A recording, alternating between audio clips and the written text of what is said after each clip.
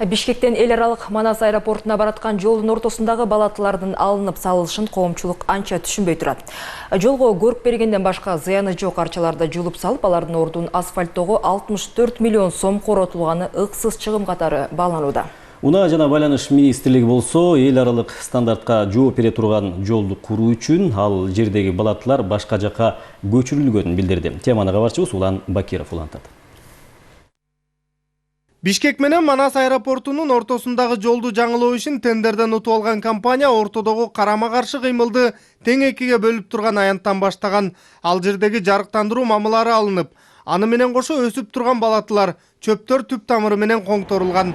Андан соң үстү түздөлүп, асфальт төшөлдү. Эми ага атайын темир тосмолор коюлат дейт ишти аткарып жаткан компаниянын өкүлү. Ал деген баягы бул тараптан бул тарапка машина авария болуп неметсе сакчылыкка каралган проекттанттар менен ошон азыр ушул жер турат. Бунун туурасы 3 метр, узундугу Бишкектен аэропортко чейин барат. Бирок Манас аэропортуна бара жаткандагы айылдын тургундары балатыларды алып салып, анын ордуна асфальт төшөөнү такыр түшүнбөй турушат.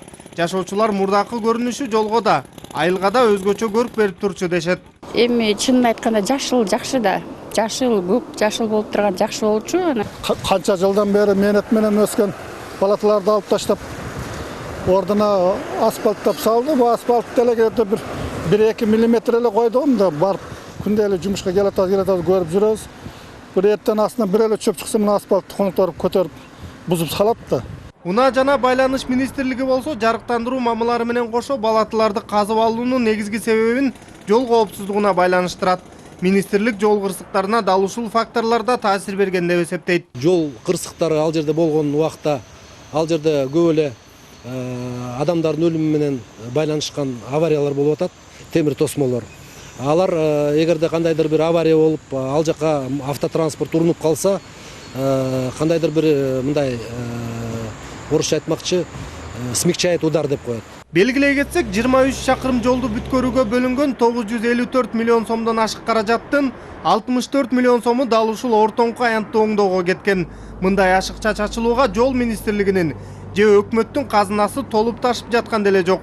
Маселен, Төө ашуудагы туннелдин жолун оңдоого канча жылдан бери 16 миллион сом табылбай келет. Негизи министрлик кооздук бергенден башка зыяны жок арчалар жол кырсыгына себепчи болуп жатат дегенине деле ишенүү кыйын. Жашыл чөп менен арчаларды жок кылып, калганын ошол бойдон калтырганда деле жагдай мурдагыдан оң жагына өзгөрүп кетери күмөн. Андан көрө акчаны үнөмдөп калса болбойт беле деген суроого жооп ала алган жокпуз. Карама-каршы жолдорду бөлүп турган бул аймактын үстүнөн жөө адамдар басканга же болбосо кыймылдын баардык түрү эле колдонулбайт. Андыктан бул жерге асфальт төшөө бир гана кооздук үчүн болгон деген тыянак чыгат.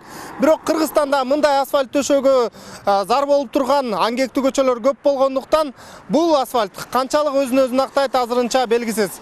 Жолду экиге бөлүп турган аянтка арчалар 2007-жылы отургузулган. Бирок анда ирригация системасы жолго коюлбагандыктан жашыл зонаны сугаруу кыйынчылыкты жаратчу. Ал эми жол министрлиги каздалып алынган 1815 даана арча эч жака жоголбойт деп ишендирди.